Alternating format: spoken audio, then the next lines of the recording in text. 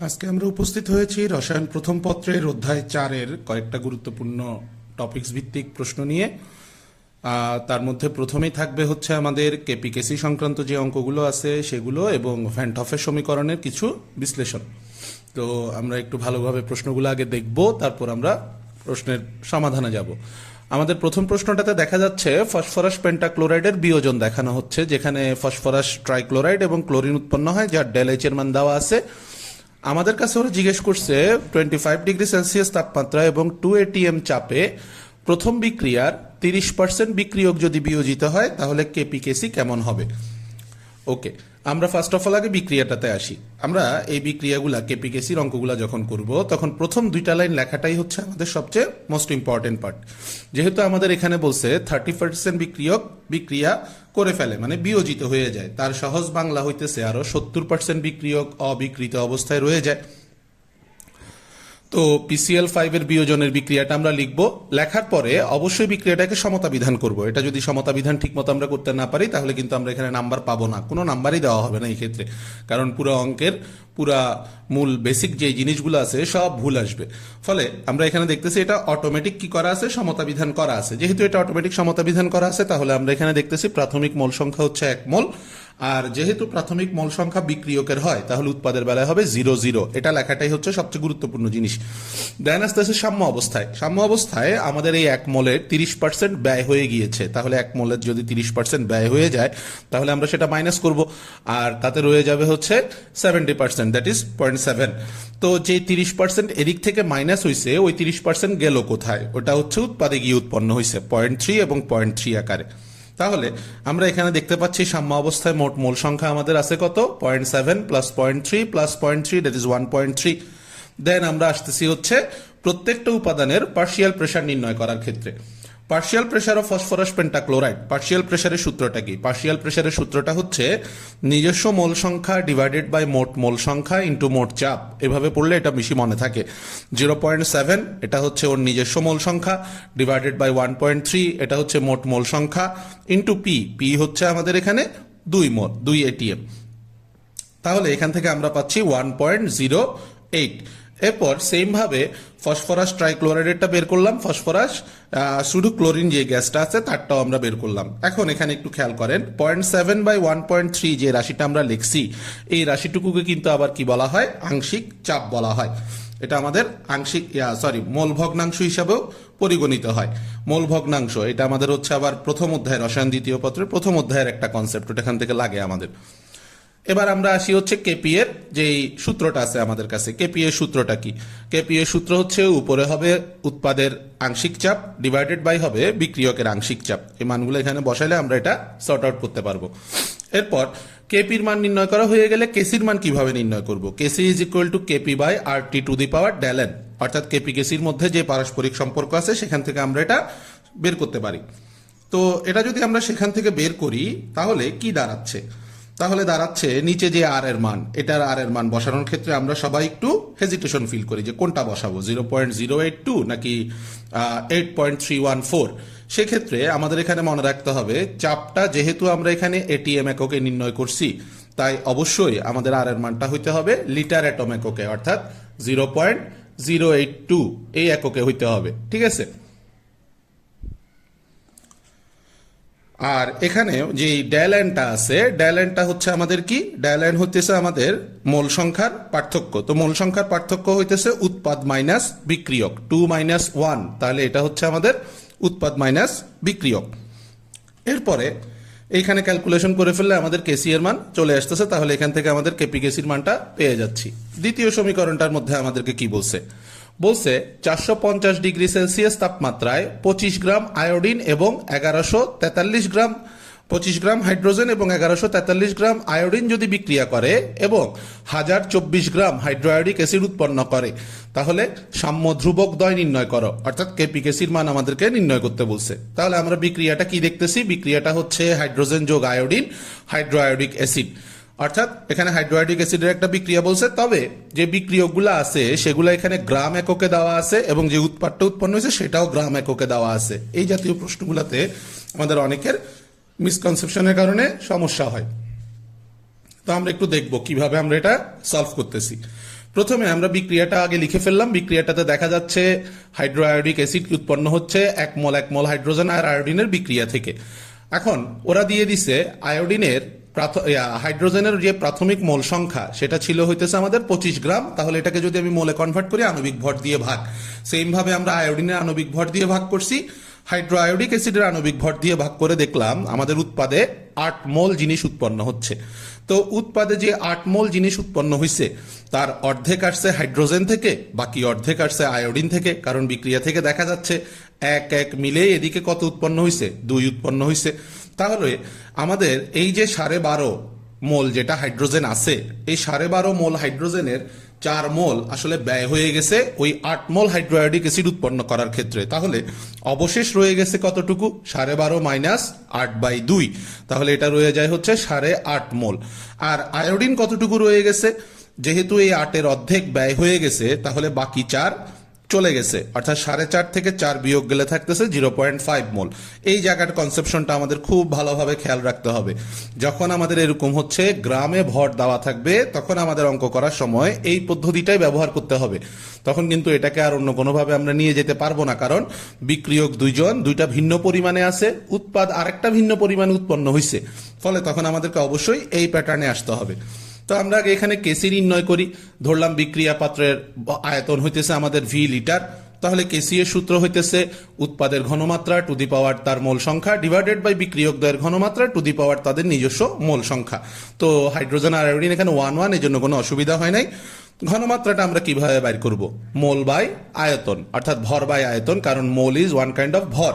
তাহলে 8/v² আর নিচে মানটা বসায় কাটাকাটি করলে ভি সব চলে যাচ্ছে, এটা আসতেছে 15 পয়েন্ট সামথিং। যেহেতু আমাদের এখানে বিক্রিয়ক এবং উৎপাদের মোল সংখ্যা সমান, তাহলে অবশ্যই এখানে কেপি এবং কেসির মানও কি আসবে, সমান আসবে। ঠিক আছে, তাহলে এটা হইতেছে আমাদের কেপি কেসি রিলেটেড আরেকটা কনসেপচুয়াল ম্যাথ। এরপরে আসতেছি আমরা ভ্যান হফের সমীকরণ থেকে। ভ্যান হফের সমীকরণ থেকে আমরা যদি দেখি তাহলে প্রথমত আমাদেরকে আগে ভ্যান হফের সমীকরণটা জানতে হবে। ভ্যান হফের সমীকরণ থেকে আমরা দেখতেছি log KP is equal to minus del H divided by 2.303 R into 1/t plus constant, অর্থাৎ ধ্রুবক। এখন এই সমীকরণটা থেকে আমরা কিভাবে তাপহারী এবং তাপ উৎপাদী বিক্রিয়ার বেলাটা বুঝতে পারতেছি। তাপহারী বিক্রিয়ার বেলায় কি হয়, তাপহারী বিক্রিয়ার বেলায় হচ্ছে আমাদের বিক্রিয়া স্থলে আরো তাপ শোষিত হয়, অর্থাৎ ওরা তাপ নিয়ে তারপর বিক্রিয়া করে। অর্থাৎ আমি যত বেশি তাপ দিব তত বেশি কি উৎপন্ন হবে, বিক্রিয়ার সামনের দিকে আগায় যাবে। তাপহারী বিক্রিয়াতে যদি এরকম হয় তাহলে খেয়াল করে দেখো আমাদের এখানে এক্স অক্ষ এবং ওয়াই অক্ষ বরাবর কারা আছে। ওয়াই অক্ষ বরাবর আছে লগ কেপি অর্থাৎ বিক্রিয়ার হার, এক্স অক্ষ বরাবর আছে টি ইনভার্স 1 বা 1/t অর্থাৎ টি এর বিপরীত রাশি। তাহলে নর্মালি চিন্তা করে দেখি আমরা, যেহেতু এই বিক্রিয়াতে তাপ দিলে বিক্রিয়ার হার বাড়বে, তাহলে আমি যদি তাপ কমাই তাহলে বিক্রিয়ার হারটা কি হবে, এটা সাপেক্ষে উল্টো হয়ে যাবে, অর্থাৎ রিভার্স হয়ে যাবে। যেহেতু এটা রিভার্স হয়ে যাচ্ছে তাই হচ্ছে আমাদের এখানে রিলেশনটা কি হচ্ছে, এরকম উপর থেকে নিম্নমুখী অর্থাৎ ক্রমহ্রাসমান এই বিষয়টা বুঝাইতেছে। আর তাপ উৎপাদী বিক্রিয়ার বেলায় কি হয়, তাপ উৎপাদী বিক্রিয়ার ক্ষেত্রে তাপ উৎপন্ন হয়। যেহেতু তাপ উৎপন্ন হয় তাহলে এই বিক্রিয়ায় আমরা তাপ দিব না। যদি আমরা এই বিক্রিয়ায় তাপ না দিই তাহলে বিক্রিয়ার হার কি হবে, বাড়বে। তাপ না দিলে যদি বিক্রিয়ার হার বাড়ে তাহলে তাপ কমাইলে কি হবে, তখন রিলেশনটা হবে হচ্ছে মূলবিন্দুগামী একটা সরল রেখার ন্যায়। ঠিক আছে, জাস্ট এই কথাটা এখানে বাংলায় এই লেখচিত্রটা এঁকে তার নিচে 3 লাইন বা 4 লাইনের একটা বিশ্লেষণ দিয়ে দিলে আমাদের কি হবে, ভ্যান হফের সমীকরণের সাহায্যে যে বিশ্লেষণটা চায় নর্মালি এই প্রশ্নটার উত্তর চলে আসবে। ঠিক আছে, তো অবশ্যই শুরু থেকে ভ্যান হফের সমীকরণটা আমাদের লিখতে হবে এবং এই সমীকরণ এদের পরিচয়টা দিতে হবে আর কে কি। তারপর তাপহারী আর তাপ উৎপাদের বেলায় লেখচিত্রটা অবশ্যই পেন্সিলে এঁকে তারপর বিশ্লেষণটা দিয়ে দিলে আমরা এখানে নাম্বার পাবো। এটা কিন্তু আমাদের বোর্ডে বেশ কয়েকবার আসছে, এই তাপ উৎপাদী এবং তাপহারী বিক্রিয়ার ক্ষেত্রে ভ্যান হফের সমীকরণের প্রয়োগ। ওকে, নেক্সট আমাদের যে প্রশ্নটা আছে এখানে, নেক্সট প্রশ্নটা হচ্ছে আমাদের নাইট্রোজেন পেন্টাঅক্সাইড, ডাইনাইট্রোজেন পেন্টাঅক্সাইড, এটা বিয়োজিত হলে নাইট্রোজেন ডাইঅক্সাইড এবং অক্সিজেন গ্যাস উৎপন্ন হয়। তাহলে এখানে আমাদেরকে বলছে যে এই বিক্রিয়ার কেপি এর রাশিমালা নির্ণয় করো। রাশিমালা নির্ণয় অবশ্যই একটা কনফার্মেশন কোশ্চেন আমাদের এখান থেকে প্রায়শই আসে, রাশিমালা নির্ণয় করা, কেপি কেসি এর রাশিমালা, এবং সাম্য অবস্থায় চাপের প্রভাব নির্ণয় করতে বলছে।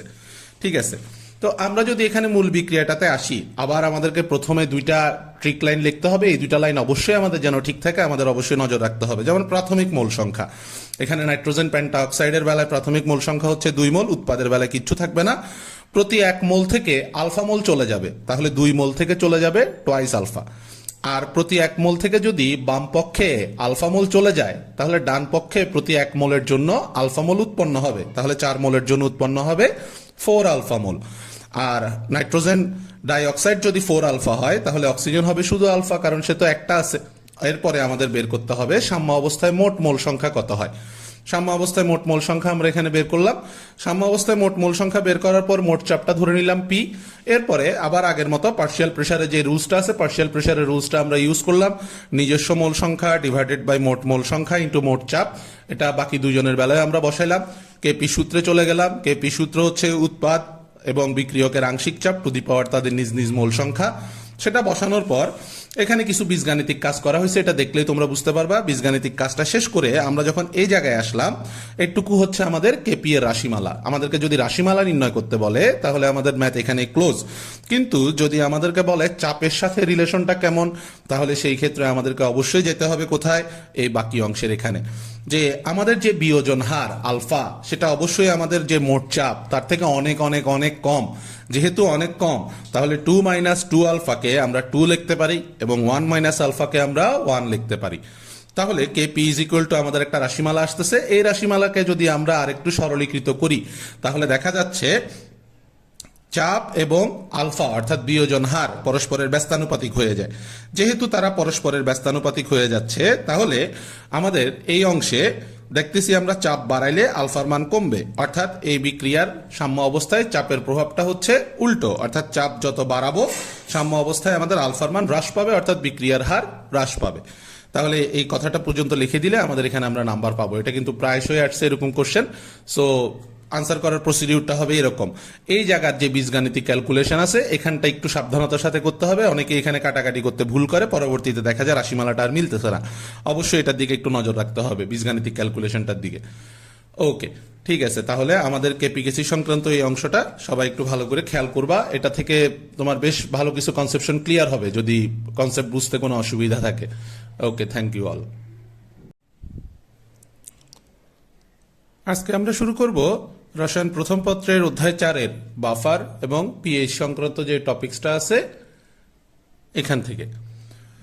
তো প্রথমে আমরা আগে প্রশ্নটা দেখি, আমাদের প্রশ্নের টপিকসটা কি কি আছে। আমাদের এখানে আছে এ পাত্র, বি পাত্র এবং সি পাত্র, 3 পাত্রে 3 ধরনের যৌগ আছে।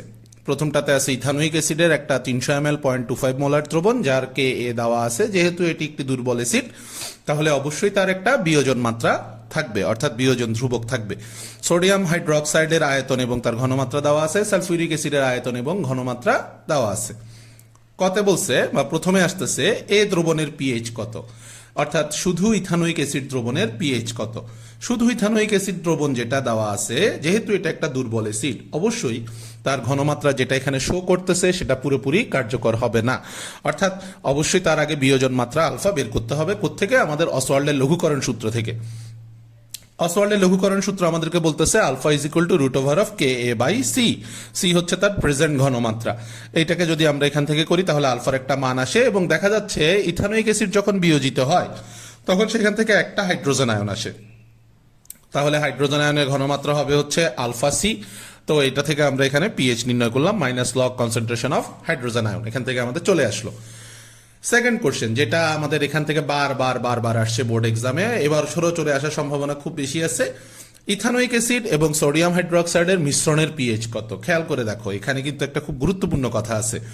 যদি আমাদের বিক্রিয়া শেষে ইথানোয়িক অ্যাসিড অবশেষ থাকে, তাহলে এই মিশ্রণটা হবে একটা বাফার। কিন্তু যদি ক্ষার অবশেষ থাকে, তাহলে এটা একটা জাস্ট ক্ষারীয় দ্রবণ হবে মিশ্রণটা। অবশ্যই এই কথাটা মনে রাখবা। যদি অ্যাসিড অবশিষ্ট থাকে আর তুমি যদি অ্যাসিডিক লিখে চলে যাও, তাহলে কিন্তু হবে না। তোমার এখানে মনে রাখতে হবে, যদি অ্যাসিড অবশেষ থাকে, তাহলে কিন্তু এখানে আমাদের একটা তীব্র আয়নিক লবণ উৎপন্ন হয়েছে। এখন কোনো মৃদু অ্যাসিড এবং তার তীব্র আয়নিক লবণের মিশ্রণকে কিন্তু আমরা বাফার দ্রবণ বলি। সেই ক্ষেত্রে কিন্তু অবশ্যই আমাদেরকে বাফার দ্রবণের সমীকরণ দিয়ে পিএইচ নির্ণয় করতে হবে। এটা পরীক্ষাতে কিন্তু খুব সমস্যা তৈরি করে আমাদের, অনেকেই ভুল করে আসে। তো ফার্স্ট অফ অল আমরা আগে কি করব, অ্যাসিড আর ক্ষার দুইটাকে বিক্রিয়া করায় দেখব কি কি উৎপন্ন হচ্ছে। এবং সেখানে দেখা যাচ্ছে 1 মোল অ্যাসিডের সাথে 1 মোল ক্ষার বিক্রিয়া করতেছে। যেহেতু 1 মোল অ্যাসিডের সাথে 1 মোল ক্ষার বিক্রিয়া করতেছে, তাহলে অ্যাসিডের ঘনমাত্রাকে অবশ্যই আমাদের 1 বানাইতে হবে। অ্যাসিডের ঘনমাত্রাকে আমি যদি 0.25 থেকে 1 বানাই তাহলে আমার অ্যাসিডের ঘনমাত্রাটা বেড়ে যাচ্ছে, ঘনমাত্রা যদি বেড়ে যায় তাহলে আয়তন কি করবে, কমবে। এখন 0.25 কে আমি যদি 1 বানাতে চাই তাহলে 0.25 দিয়ে ভাগ করব, আর যেহেতু আমি আয়তন কমাতে চাচ্ছি তাহলে 0.25 দিয়ে গুণ করব, কারণ দশমিক সংখ্যা দিয়ে গুণ করলে কমে যায়। তাহলে 300 × 0.25 হয়ে গেল 75 ml 1 molar ethanoic acid. Same ভাবে 80 ml 0.5 মোলার ক্ষারকে আমরা 1 মোলার ক্ষারে রূপান্তর করলাম, তাহলে হয়ে গেল কত, এটা 40 ml 1 মোলার ক্ষার। এখন 1 মোলার 1 মোলারকে প্রশমিত করে, 40 ml 40 ml কে প্রশমিত করে, কিন্তু বাকিটাকে কি করে, রেখে দেয়। তাহলে বিক্রিয়া শেষে আরো 35 ml 1 মোলার ইথানোয়িক অ্যাসিড রয়ে যায়। আর যে ক্ষার শেষ হয়ে গেল সেই ক্ষারগুলা কই গেল, ক্ষারগুলা এই পাশে গিয়ে লবণ তৈরি করলো। অর্থাৎ দ্রবণে 35 ml 1 মোলার অ্যাসিড যেমন আছে তেমনি 40 ml 1 মোলার সোডিয়াম ইথানোয়েটের লবণটাও রয়ে গেছে। তাহলে আমাদের ইথানোয়িক অ্যাসিড এবং সোডিয়াম ইথানোয়েটের ঘনমাত্রাকে আমরা 1:1 নিয়ে আসলাম। তাহলে আমরা যদি এখন পিএইচ এর সূত্রে যাই, যেটা আমাদের বাফার দ্রবণের পিএইচ, বাফার দ্রবণের পিএইচ এ যদি আমরা যাই তাহলে pH equal to P of K A plus log concentration of লবণ বাই অম্ল। পি অফ কে এ আমরা নির্ণয় করে রাখছি কে এ থেকে, আর এখানে লবণ হয়ে যাবে হচ্ছে আমাদের ক্ষারের আয়তন, আর অম্ল হয়ে যাবে হচ্ছে অবশিষ্ট অম্লের আয়তন।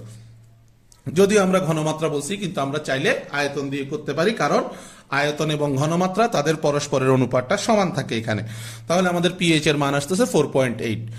এখানে যদি আমাদের বারবার বলতেছি, এটা খেয়াল রাখবা যে ক্ষার যদি অবশেষ রয়ে যেত তাহলে কিন্তু আর তখন বাফার হইতো না, জাস্ট এটা একটা ক্ষারীয় দ্রবণ হইতো। আর যেহেতু অম্ল রয়ে গেছে আর এখানে অম্লের লবণ আছে, তাহলে এটা অবশ্যই একটা বাফার দ্রবণ। এই সেম ম্যাথটা আমাদের এখানে দুর্বল ক্ষার না দিয়ে কি দিতে পারে, এখানে দিতে পারে হইতেছে আমাদের দুর্বল অ্যাসিড না দিয়ে দুর্বল ক্ষার দিতে পারে। আর এখানে আমরা যেটা হচ্ছে তীব্র ক্ষার ব্যবহার করছি তার জায়গায় দুর্বল অ্যাসিড দিতে পারে, দিয়ে তাদের বিক্রিয়া থেকে এরকম ক্ষারীয় বাফারের পিএইচ নির্ণয় করার অঙ্ক আসতে পারে। অবশ্যই এটা মনে রাখতে হবে, ক্ষারীয় বাফারের বেলায় তখন আমাদের সূত্রটা জাস্ট আর একটু চেঞ্জ হয়। ঠিক আছে, ওকে। নেক্সট আমরা চলে যাচ্ছি 3 নম্বর প্রশ্নে। 3 নম্বর প্রশ্নে আমাদেরকে বলছে বি প্লাস সি দ্রবণের পিএইচ কত। তো বি প্লাস সি দ্রবণ এখানে আছে কি কি, এখানে আছে হচ্ছে তীব্র অ্যাসিড আর তীব্র ক্ষার।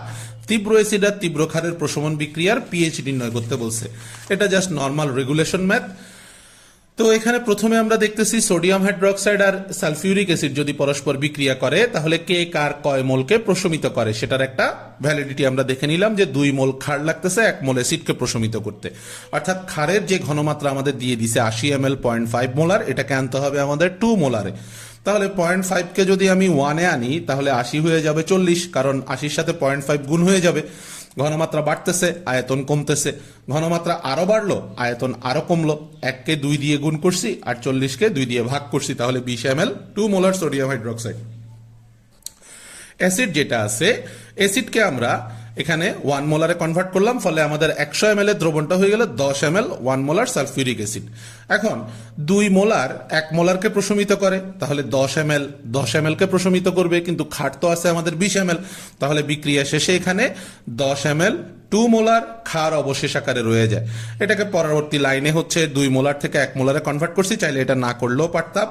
তাহলে এখানে আমাদের হয়ে গেল 20 ml 1 মোলার সোডিয়াম হাইড্রোক্সাইড। এবার আমরা যে মানগুলা দিয়ে কাজ করছি এগুলো তো আপেক্ষিক মান, এগুলো তো আমরা কনভার্ট করছি। আমাদের রিয়েলিটিতে কি ছিল, আমাদের রিয়েলিটিতে ছিল হচ্ছে 80 ml ক্ষার এবং 100 ml অ্যাসিড। তাহলে টোটালের উপরে আসলে রিয়েলিটিতে কতটুকু আয়তন হয়েছে, টোটালের উপর আমাদের রিয়েলিটিতে আয়তন হয়েছে 180 ml, আর আয়তন ছিল মানে আপেক্ষিক আয়তনটা ছিল 20 ml, আর আপেক্ষিক ঘনমাত্রা ছিল 1 মোলার। তাহলে লঘুকরণ সূত্র যেটা আমরা নর্মালি ইউজ করি সেখান থেকে আমরা যদি নির্ণয় করি S2 কত, S2 আসতেছে হচ্ছে 0.11 মোলার। তাহলে এটা কার, এটা হচ্ছে অবশেষ থাকা ক্ষারের। তো অবশেষ থাকা ক্ষারের যদি এটা হয়, ক্ষার জলীয় দ্রবণে কি দান করে, হাইড্রক্সিল আয়ন দান করে। তো ক্ষারীয় দ্রবণের পিএইচ এর সূত্র কি হবে, 14 মাইনাস পি অফ OH। তো 14 মাইনাস পি অফ OH এর মান যদি আমরা এখানে বসাই তাহলে আসতেছে 13.04। অর্থাৎ এই মিশ্রণটা একটা ক্ষারীয় মিশ্রণ বা ক্ষারীয় দ্রবণ, এবং সেখানে আমাদের পিএইচ হবে হচ্ছে 13.04। তাহলে এখান থেকে আমরা হচ্ছে যে কোনো অ্যাসিড বা ক্ষার তারা যদি তীব্র হয় তাহলে তাদের মানটা আমরা নির্ণয় করতে পারবো। এরপরে একটু আনঅর্থোডক্স একটা অঙ্ক আছে আমাদের এখানে, যে এ দ্রবণে কতটুকু সোডিয়াম ইথানোয়েট যোগ করলে পিএইচ 4.83 হবে। আবার এখানে খেয়াল করি, দেখো এ দ্রবণটা হইতেছে আমাদের একটা অ্যাসিডিক দ্রবণ। কেমন অ্যাসিডিক? দুর্বল অ্যাসিডিক। দুর্বল অ্যাসিডিক দ্রবণের মধ্যে আমি যদি সেই অ্যাসিডের জাতক লবণ যোগ করি, যেটা আবার তীব্র আয়নিক, তাহলে অবশ্যই তারা কি তৈরি করবে? বাফার। তাহলে যে পিএইচটা দেওয়া আছে এটা কার? এটা একটা বাফার দ্রবণের পিএইচ। কথাগুলো অনেক সময় প্রশ্নে এরকম দেখা যায়, ক্লিয়ার করে না, ঝাপসা রেখে দেয়। তোমাকে এখানে কিন্তু বুঝে নিতে হবে, তুমি ইথানোয়িক অ্যাসিডের দ্রবণে যখন তার সোডিয়াম জাতক লবণ যোগ করছো, তাহলে অবশ্যই এটা একটা বাফার দ্রবণ ফর্মেশন করবে। তাহলে আমাদেরকে ওরা বলে দিচ্ছে যে পিএইচ ইকুয়াল টু হচ্ছে 4.83। তো পিএইচ এর সূত্র কি? P of K A plus log concentration of লবণ বাই অম্ল। তো এবার আমরা আবার প্রশ্ন দেখি কি বলছে। বলছে কতটুকু সোডিয়াম ইথানয়েড, এই কতটুকুর আনসার হইতেছে কত ভর, কত কেজি, কত গ্রাম, এটা যোগ করব। ঠিক আছে, কতটুকু সোডিয়াম ইথানয়েড যোগ করলে পিএইচ এর মানটা 4.83 হবে। তো দেন আমরা আসি এখানে পিএইচ এর এখান থেকে আমরা যদি লগ কনসেন্ট্রেশন অফ লবণ বাই অম্ল নির্ণয় করতে যাই, তাহলে লবণ বাই অম্লের ঘনমাত্রার অনুপাত আসতেছে 1.23। তাহলে অম্লের ঘনমাত্রা আমাদের কাছে দেওয়া আছে 0.25, তাহলে কনসেন্ট্রেশন অফ লবণ হয়ে যাচ্ছে 0.803 মোলার।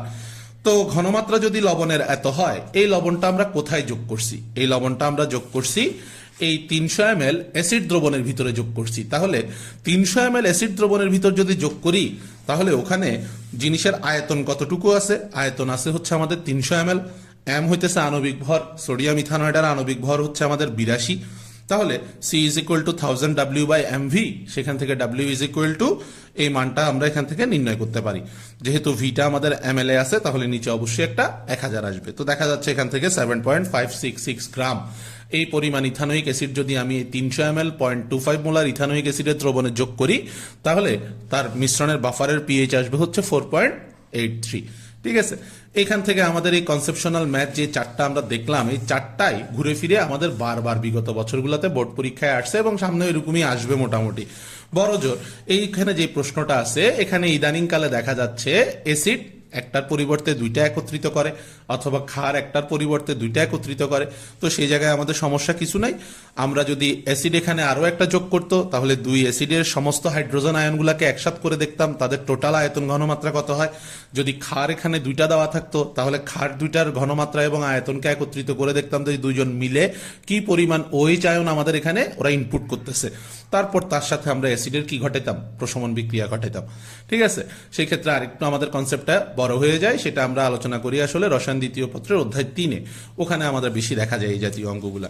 তো সবাই একটু অঙ্কগুলো ভালো করে দেখবা, বাসায় করবা, এবং প্র্যাকটিসের উপরে আসলে কোনো বড় কথা নাই। তুমি বাসায় যত বেশি করবা, তোমার সমস্যা তত দ্রুত সমাধান হবে। এগুলো খালি দেখলে হবে না, এগুলো দেখে দেখে আবার করতে হবে। তোমরা অবশ্যই আমার ভিডিওটা দেখার পরে নিজেরা বাসায় অবশ্যই প্রশ্নগুলো খাতায় তুলে নিয়ে নিজে আবার করার চেষ্টা করবা, তাহলেই বুঝতে পারবা আসলে কতটুকু পড়া আগাইলো। ওকে, থ্যাংক ইউ, ভালো থাকবে সবাই।